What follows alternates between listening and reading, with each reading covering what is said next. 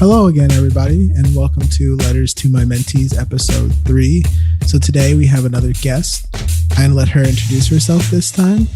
Hi, my name is Kinnidy Coley. I am a rising second-year vet student at NC State University College of Veterinary Medicine. Also a alum of the illustrious North Carolina Agricultural and Technical State University, Aggie Pride.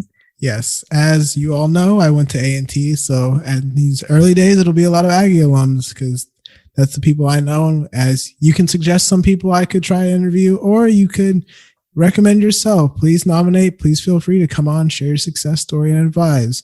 But so we're going to now get into kind of the meat of an episode today. So as you all know, we start with the wows or the words of wisdom. So one of these, I think this quote again explains our guest very well. The best in the business have boundless curiosities and open minds. And I think it kind of fits Kennedy well because one of the things which I always noticed about her, we're very competitive in our choice of fields. She's being in animal science, me being an engineer. There's a bit of a rivalry there at A&T, ag and animal science was better. That's to be determined. But whereas I was always in my maker space, tinkering away or discussing the efficacies of technology or working on 3D printers, she was always on the farm. Do you want to give a little more clarification to that or support that claim, Kennedy? I mean, animal science is always better. So it's more of a situational understanding. So for me, I enjoy a more hands-on learning experience in the actual outdoors, hands-on, let's say it like that.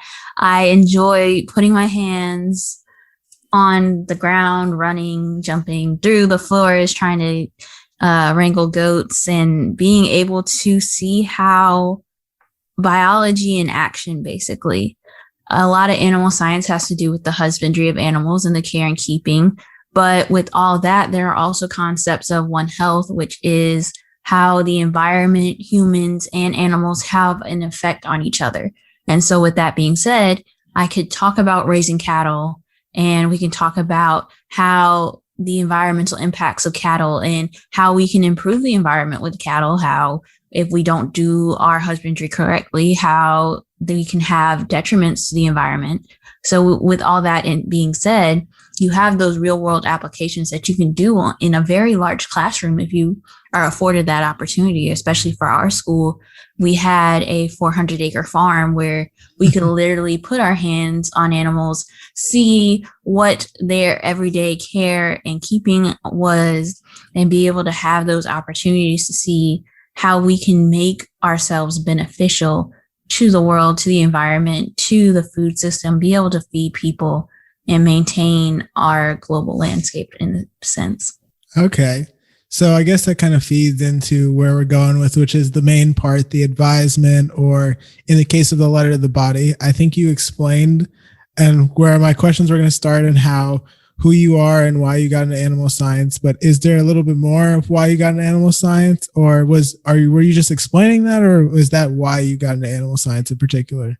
I'm explaining what animal science is an extent, but for the reasons I got into it was that environmental and science piece, but also the community that comes around with animals. I think that people in the animal community have a great bond in a sense. Like if you bond over animals, you can laugh and talk about them all day. I think that's one of the fun things about animals is that it brings a lot of people together. There aren't a lot of people that absolutely hate animals or haven't had an encounter with an animal. So I can bring up an animal and have a conversation, good or bad, in regards to that. It's a great conversation starter. I think it allows you to engage people, especially in an age where we're now seeing animals more as family members. It is really important to be able to engage them and talk to them about their animals and engage that conversation. And so it gives you an awesome sense of community that I think is unrivaled and unmatched. And I love that piece, and I love the animals themselves and the science that we can do with it as well. So, yeah. Okay. And I guess now let's get into a little bit of not what you are doing now, but like what you have chosen to do within the field of animal science. Because I think again, I know personally you're a veterinarian, but I guess you're trying to be a veterinarian, but I guess for people out there, there's a little more clarification with what that comes with. So I wanted you to explain either what you want to do, or as I know, there are some options you're looking at. So explain what kind of veterinary medicine is and kind of the scope of what you're interested in. So veterinary medicine is a very broad field in itself. It encompasses a lot of different things. So the world is open to me. We are typically seen as your cat and dog, where you're taking care of them in the animal hospital down the road from your house. It's so much more. And so I have a couple options on my plate. I personally have a love for food animal. And so I like cats and dogs as well. So I'm a little bit leaning towards doing mixed animal medicine, where I work with cattle and chickens and goats and cats and dogs and everything galore that you can ask me to see it, and I probably will. That is one of my options. I also have an interest in international development. So I'm thinking about writing for international policy. That might be something I do on the side. I haven't quite decided how I'm going to approach that yet. There's actually quite a few options. You can work in the government, and you have opportunities to write the welfare standards for animals within either importing and exporting, as we see with a lot of policy right now. That's actually one of the bigger policies that is currently on the table, is importation and exportation of animals from certain countries. There's a lot you can do. I can work for airlines. I can work for restaurants, anything galore. I have the opportunity to work with. But for me personally, I think I'm going to do more the mixed animal route in private practice. So like your vet practice down the road, and probably international policy.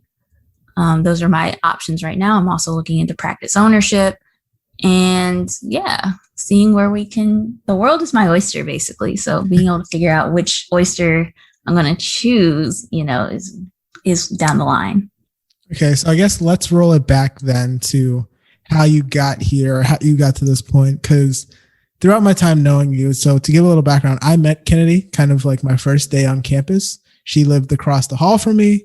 She invited me to play cards, and young college freshman guy gets invited into the room of an older female. Why say no? Why say no? So playing spades and getting to learn things. But as I got to know Kinnidy more and more, I think, and this is where that curiosity comes into play, A&T has that very hands-on, as you mentioned, farming program. So you were always doing something, and it'd be kind of funny.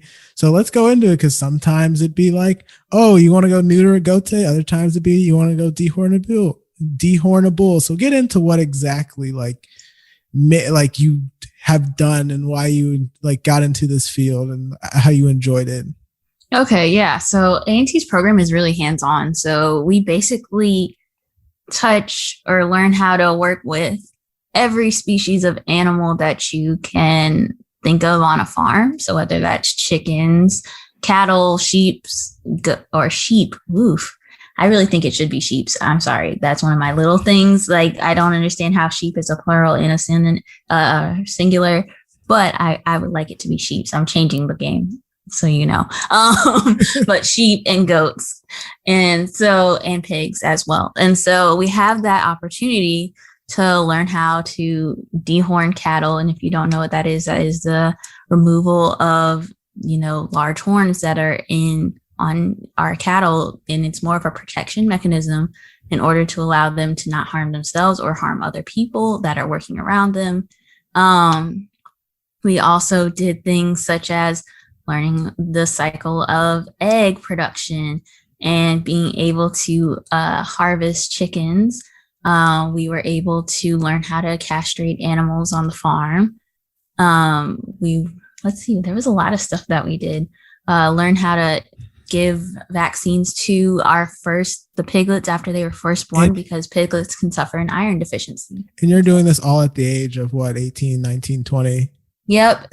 And believe it or not, there are people who do it younger. They have experience where they are able to learn that, or have the opportunity to learn this younger. But for me, I was 18, 19, 20. 21, And you grew up as a city girl too, so yes, definitely from the suburbs. So it's actually kind of funny that I ended up in farming and loving the ruralness of agriculture and all of that. So irony is awesome. I guess you literally did bring food from farm to table, I guess, and you can go into that if you want, or I can explain a bit. Yeah. I literally had, so we'd have so as I was saying, we would harvest chickens, and so we'd have the opportunity to learn full cycle of the chicken and be able to bring them from our farm to the table and have that opportunity to learn and appreciate the animals that we're able to work with, and also kind of bring full circle and have that opportunity. And so we literally have farm to table eggs, meat products, everything. So it was really awesome to have that opportunity. Would you say you're disassociated from the animals you raise? You learned how to separate your oh no. At the end of the day, you appreciate them for what the purpose of the animal is, but you also have to give, like, these animals are quite honestly like giving their life for you guys to eat, or people to eat in general. I think that's a huge undertaking. So I think you can't disassociate, because you have to give them the respect and love and care that they deserve. And so that's one of my biggest things, especially with food animals, making sure that they get that welfare, care, understanding, and kindness that they deserve while they're living. I think one of the biggest quotes that I love is from Temple Grandin, where she's like, nature is cruel, but we don't have to be. So yeah, it's an interesting part of it. So I guess your welfare is more, and you're getting into really that humane farming aspect, to just get a little clarification. Mm-hmm. And we do it, and it's out there. I think sometimes we get caught up in some of the bad actors of an industry, but there are people who genuinely love and care for their animals, even for the time that they have them. And so I don't think it's easy to just write off and say that everybody doesn't care or have that kind of kindness towards their animals, especially when we're looking at agriculture. But agriculture itself is a very caring community. If you ever look at them, they know their animals have a purpose. I think they also understand that the animals need love and care while they're out there. They love and care for their animals, and they love and care for the people who they are eventually serving, if that makes sense. Okay. And I guess things and cultures change geographically, as you've seen, right? And so to go into that point, so Kinnidy, I know you did things to where you traveled and you got to see farming from a different side. So I think it was, you did a program with Land O'Lakes where you went to Africa and got to see different parts, and wanted you to be able to give a little detail on what exactly you did there, and how you got into this opportunity, and what you did and how it affected you.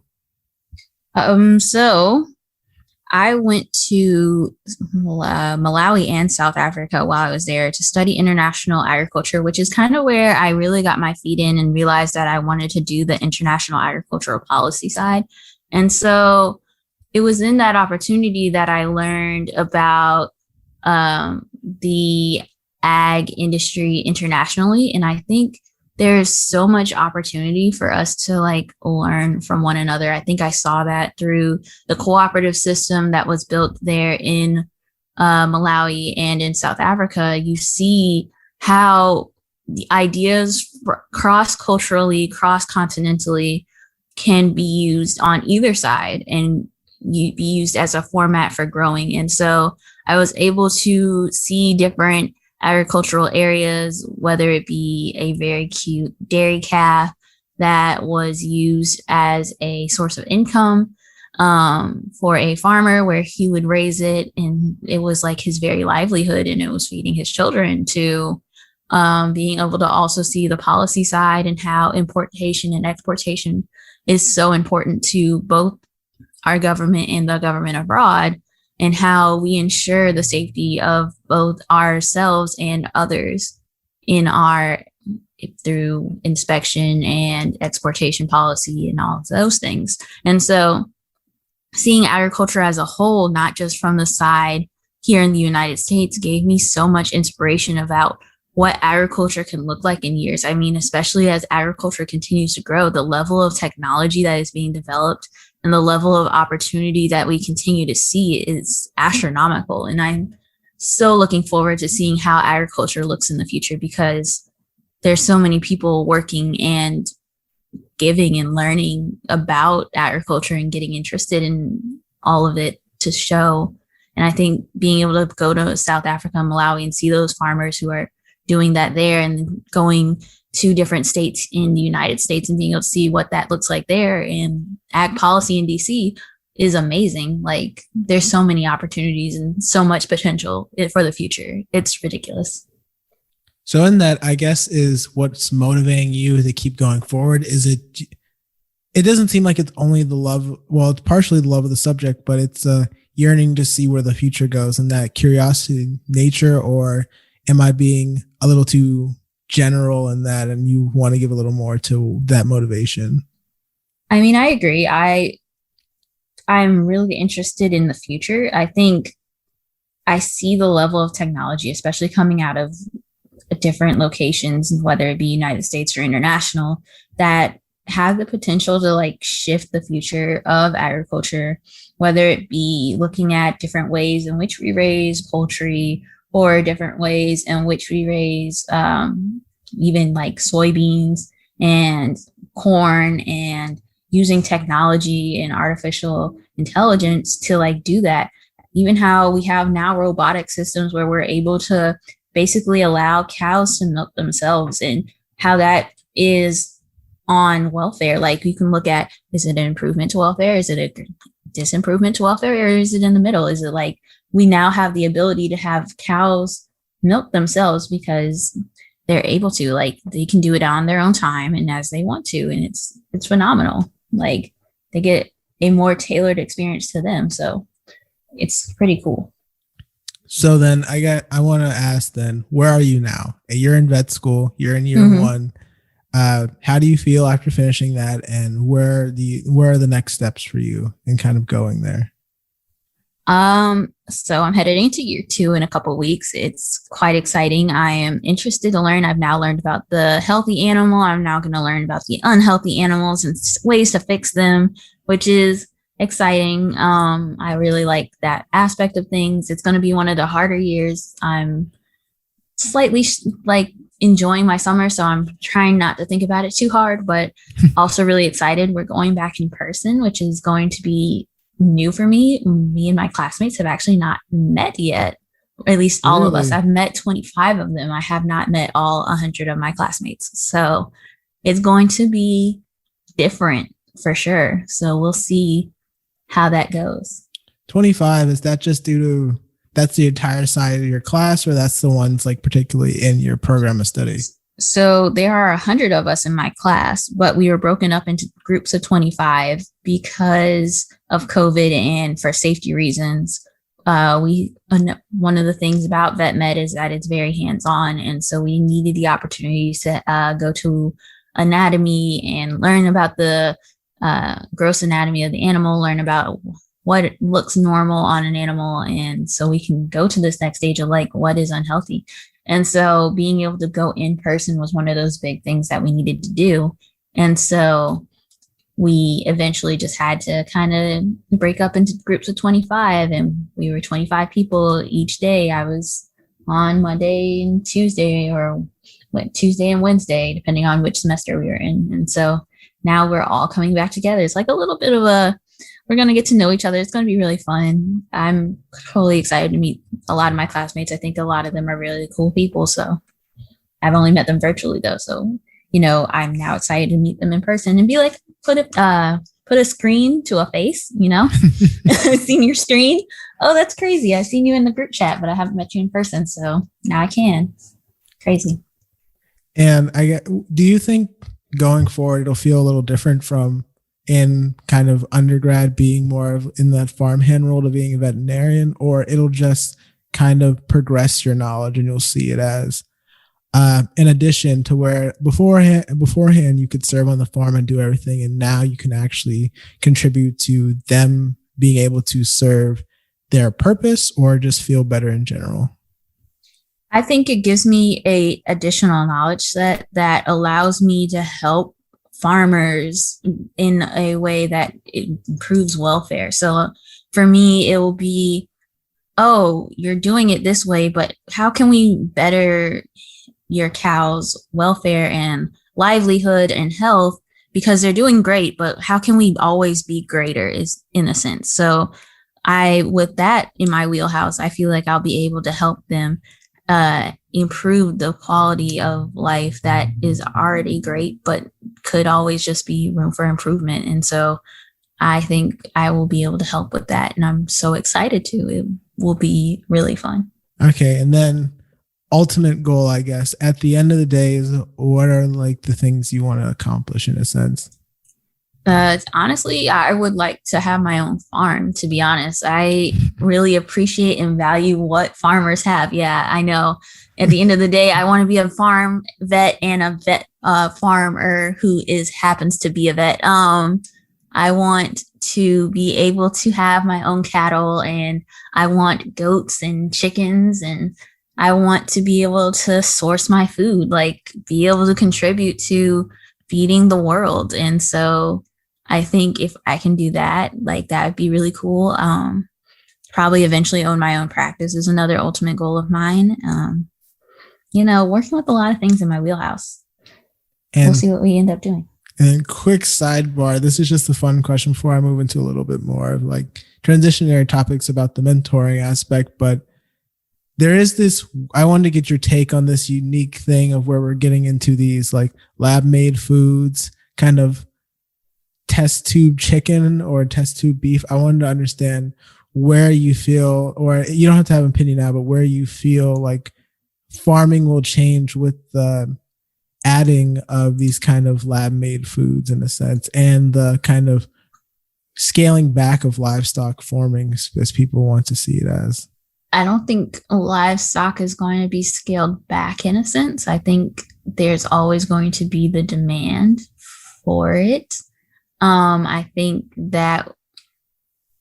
if we can incorporate everybody's personal interest and personal needs, that is perfectly okay. I think as long as we are benefiting as a whole, I think everything is balanced. So we can balance having lab made and animal made products and still kind of, coexist. I think we can all get along.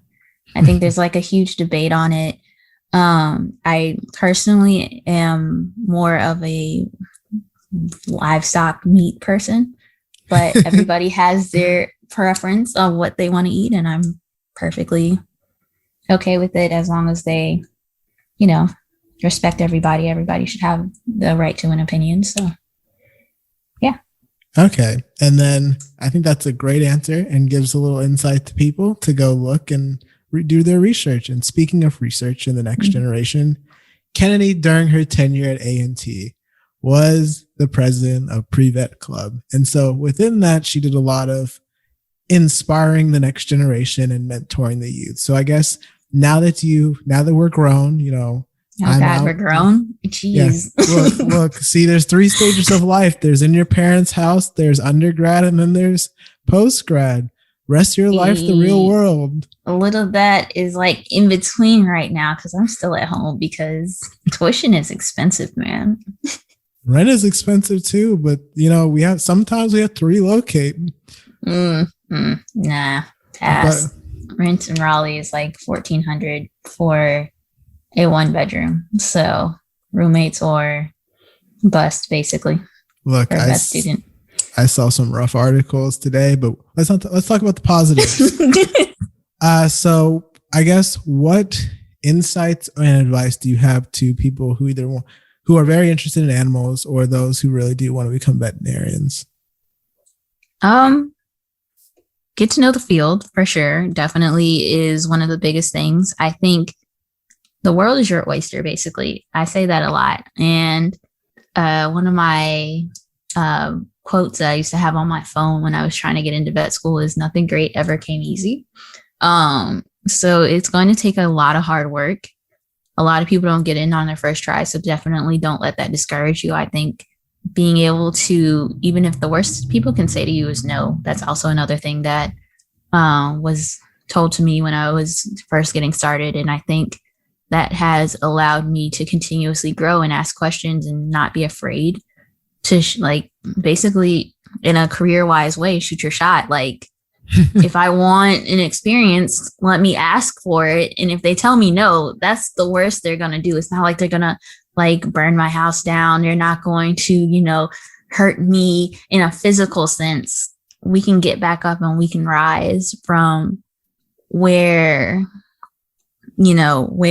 they said no to another opportunity that was probably waiting for you in the first place. So I say, go for what you want in life. Ask the questions that you want to ask. Go for the opportunities that you want to go for. Be the person that you want to be. And also, as we were talking about earlier, you can be competitive without being a person who's tearing other people down. You can go for your opportunities and bring others up with you. So make sure that you're not just kind of walking this alone. It's not supposed to be so cutthroat where you're tearing other people down to get to your goals. Be the person who is bringing other people up as you're achieving yours. And also, with that being said, don't compare yourselves to others, because the only person you compare yourself to is the person that you were the day before and not the person who is sitting next to you or working with you. You can be what you want. So, yeah. I think that's some great advice. And so now we're going to move into our closing segment, PS 1, 2, 3s. And so, for all you out there, it's one piece of content for the day that can be song, book, movie, episode of TV, and then 2 insights, like things being lessons you learned today, lessons about life, anything you just saw and were curious about, and then 3 things you can express gratitude for. So, Kinnidy, 1, what's your piece of content for today?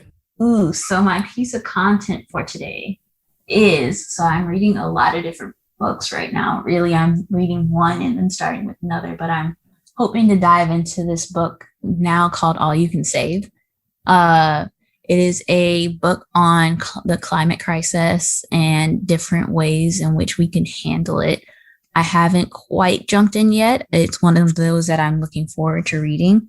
It does seem like a very well put together book. And so that is my content for today. And then 2 insights.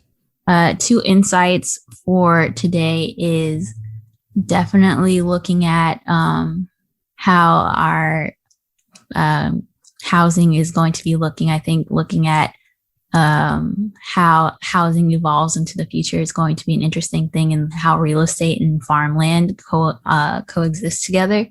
I think is one of those things you should definitely look into. I think it's actually a really interesting topic piece that I don't think a lot of people discuss. I think also my second one would be looking into how your food is made. I think that's a really great insight into being an informed consumer. I think it's really important to do.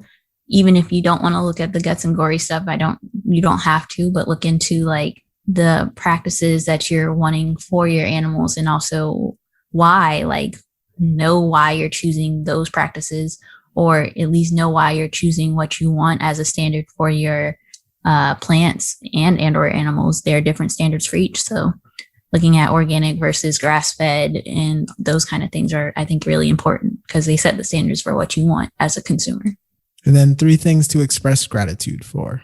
I'm really grateful for my summer this far. It's been really, really, really fun. I've actually enjoyed it. I had wonderful opportunities this summer to meet different people and have the opportunity to learn a lot about the field that I'm in. I'm also grateful that it's sunny out today. That's really fun. And I've been able to exercise a lot more and get out more, which has been really fun. I have my little walking buddy, my family dog. His name is Rugby. He's great. He's my uncle's dog, but I've been able to get out and kind of explore the DMV area this summer. And so that was really fun. So gotta love him for kind of bearing with me and walking with me during the day to go explore those places. Okay, I guess that sums everything up. Again, thank you, Kinnidy, for joining us today on Letters to My Mentees. Anything else you want to share for the viewers or the listeners? I guess.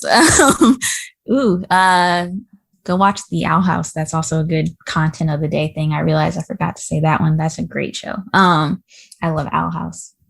So do that and enjoy your summer. Like, enjoy the time that you have and enjoy the people that you're spending time with. Like, take moments where you can breathe and understand that those are towards your journey and wherever you're going.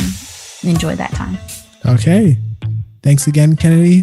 This has been episode 3 of Letters to My Mentees. Remember, you can find us on YouTube, Spotify, Apple Podcasts, or wherever else you listen to podcasts. And join us weekly. So hopefully one day I can share your success story. Bye.